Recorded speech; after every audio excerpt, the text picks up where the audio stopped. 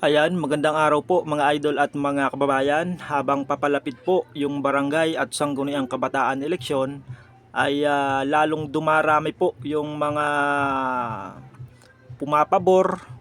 May mga nagsasabi po na kailangan talagang ipuspon para po magamit yung pondo ng COMELEC.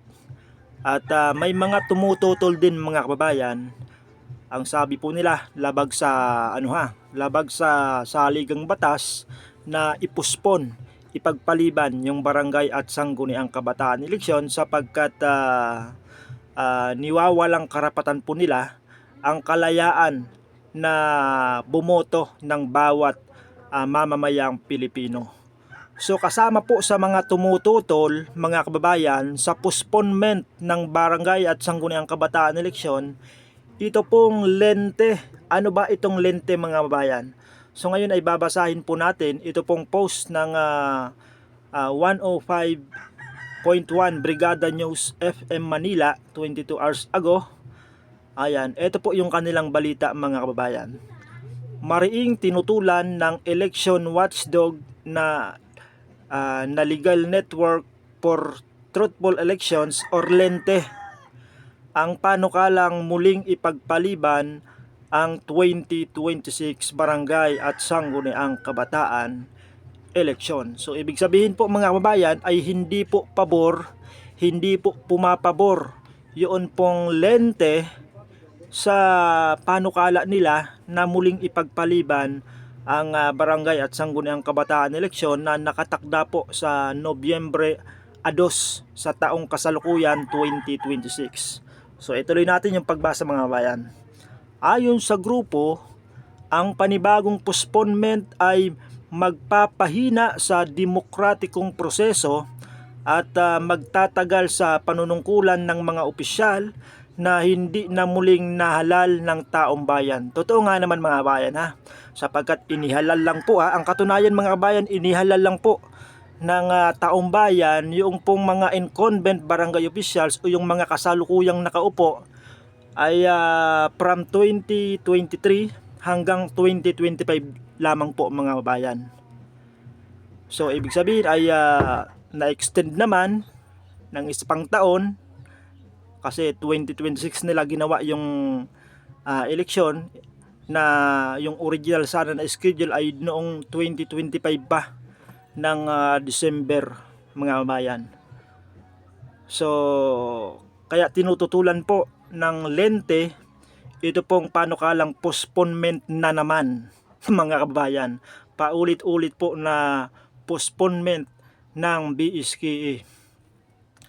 Sapagkat ayon po sa kanila ay magpapahina daw di umano ito sa demokratikong proseso at magtatagal sa panunungkulan ng mga opisyal na hindi naman muling nahalal ng taong bayan.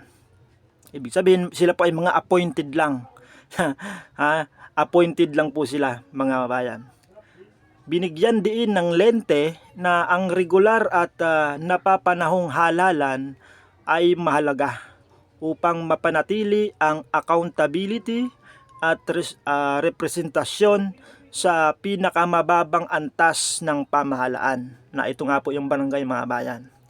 Dagdag pa nila, ang patuloy na pagpapaliban ng BSKE ay nagdudulot ng kawalan ng tiwala sa electoral system at naglilimita sa karapatan ng mga botante na pumili ng kanilang mga leader. Totoo nga naman mga bayan. Nalilimitahan yung karapatan ng mga botante na pumili ng kanilang mga leader. Lalong-lalo na yung mga ayaw na nila na mga leader sa barangay, gusto na nilang mapalitan. Paano mapapalitan po yun mga bayan kung walang eleksyon, walang halalan na magaganap? Di ba? Nananawagan ang grupo sa Kongreso na igalang ang itinakdang eleksyon schedule at tiyakin na maisasagawa ang halalan sa tamang panahon. Kung maalala, ipinapanukala ng ilang mga mambabatas ang pagpapaliban ng 2026 BSKE na nakatakla sa Nobyembre dahil sa fuel crisis bunsod ng tensyon sa Middle East. So, ang tanong mga bayan, mareresolba ba ng pagpuspon ng BSKE yung krisis sa ating pong bansa? Palagay ko hindi mga bayan ha. Hindi po mareresolba ng pagpuspon ng halalan yun pong krisis na nangyayari sa ating bansa.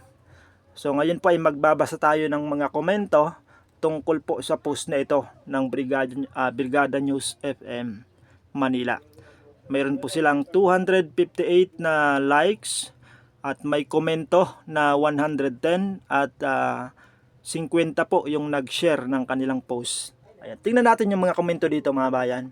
Kung ano po yung komento ng atin pong mga kabarangay, ng ating mga kababayan tungkol po sa balitang postponement ng BSKE. Ayan, sabi ni Nunoy Tapang, kunwari nagmamalasakit sa krisis pero nakatuon sa pondo ang mga utak at kung paano magagamit sa sariling interes. Correct. Ha? Sapagkat gusto nilang kunin yung pondo ng Comelec. Baka wala silang mahanap na kukurakutin ha. Kaya yung pondo ng Comelec yung kanilang pinag-iinteresan mga kababayan. Nako, maka mapunta lang yan sa maleta mga kababayan, delikado. Ayan, Rodel Fernandez Dizon, ang Senado at Kongreso ang nagtakda ng BSKE sa November 2, 2026 at ganap ng batas pero sila din ang bumabali nito. Sabi nga 'di ba ni Erwin Tulfo, you have to bend the law. Bending the law pala itong si Erwin Tulfo. Pwede daw baliin. Akalain mo mga bayan, mambabatas, tagagawa ng batas, tagabali din ng batas pala mga bayan. Saan ka nakakita ng ganong senador, ng ganong mambabatas? Pambihira talaga. Only in the Philippines. Ibig sabihin, hindi tayo dapat magtiwala sa kanilang batas na ginawa. Nakakahiya kayo, sabi ni Rodel Fernandez Dizon. Nakakahiya daw kayo, mga mambabatas na bumabali ng batas na kayo din ang gumawa, tapos kayo din ang babali. Kung matutuloy po ang pagpapaliban ng BSK election, may nasili po ang ating mga mambabatas natin na mahigpit na dahilan. Huwag po nating isipin na kesyo natutuwa ang mga kasalukuyang nakaupo at nawawalan yung karapatan ng mga tao o boses nila para sa kanilang pagboto. Hindi po yun ang solusyon. Ang eleksyon po ay itinakda ng ating mga mambabatas. Yan, bagamat may mga nagiging mahigpit pong dahilan, antay lang po tayong lahat. Huwag po tayong mainip. God bless po sa ating lahat. At ingat po tayo. Yan po yung komento ni Roberto Alarcon. Napakahaba ha ng kanyang komento mga bayan. Sabi ni Fiscal Melvin Arsenio Lamata, amyendahan ang batas, ilipat sa 2029. Nakaw! Paldo si Kagawad at si Kapitan kung sa 2029 gaganapin yung BSKE. Ilipat sa 2029 ang halalan para makatipid ang gobyerno sa panahon ng matinding krisis. Wala tayong mapapala sa sunod-sunod na BSKE. Yan ang tama, sabi ni Fiscal Melvin Arsenio.